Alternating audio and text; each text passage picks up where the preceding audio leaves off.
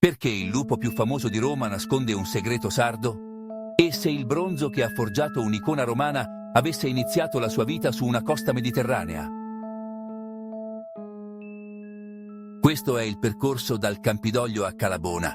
La chiamano la lupa capitolina, simbolo di Roma, forse etrusca, venerata dal Medioevo. Per decenni la storia è stata leggenda. Poi sono intervenuti i metallurgisti, analisi moderne, rapporti isotopici e impronte digitali del piombo hanno rivelato tracce inaspettate nella lega. Confronti con fonti minerarie, corrispondenza verso la Sardegna, in particolare l'area di Alghero Calabona. Scavi e laboratori hanno mostrato firme del bronzo, coerenti con miniere e fusioni sarde. Questo non riscrive Roma, la rende più complessa. Commercio, reti dei metalli, artigiani isolani. Tra mito e realtà, la scienza approfondisce la leggenda, collegando strade marmoree e grotte costiere.